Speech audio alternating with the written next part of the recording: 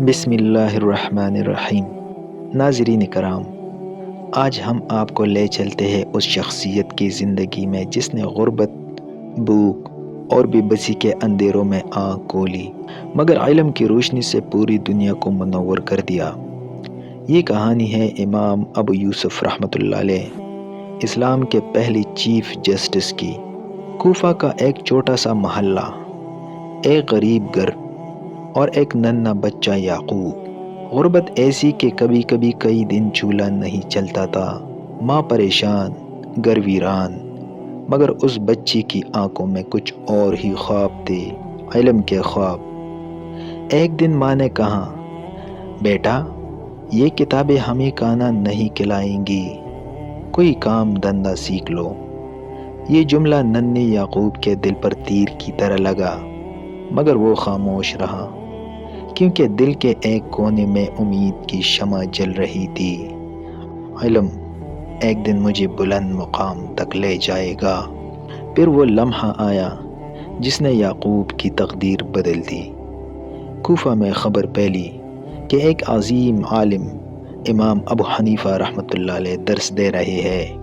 یہ سن کر یعقوب رحمۃ اللہ علیہ دوڑے، درس میں بیٹھے اور چند ہی سوالوں کے جواب دیے تھے کہ امام ابو حنیفہ رحمۃ اللہ علیہ نے حیرت سے کہا، یہ لڑکا بہت آگے جائے گا۔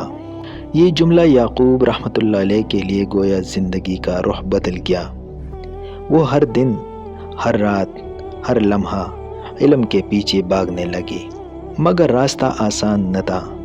ایک دن گھر میں فاقہ ہو گیا۔ ماں نے سخت لہجے میں کہا، آج کے بعد امام ابو حنیفہ رحمۃ اللہ علیہ کے پاس نہیں جانا، یا گھر کا خرچ اٹھاؤ یا گھر چھوڑ دو۔ یہ سن کر یعقوب کا دل بیٹھ گیا، علم یا گھر، دونوں میں سے ایک۔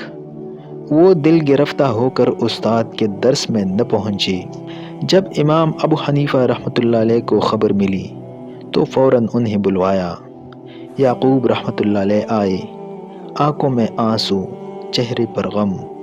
استاد نے پوچھا، یعقوب کیا بات ہے؟ انہوں نے سارا ماجرا سنایا۔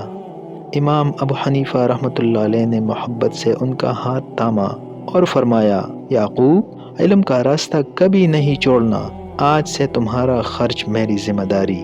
یہ جملہ یعقوب کے دل میں آگ کی طرح پیوست ہو گیا، ایسی آگ جو پھر کبھی نہ بجھی۔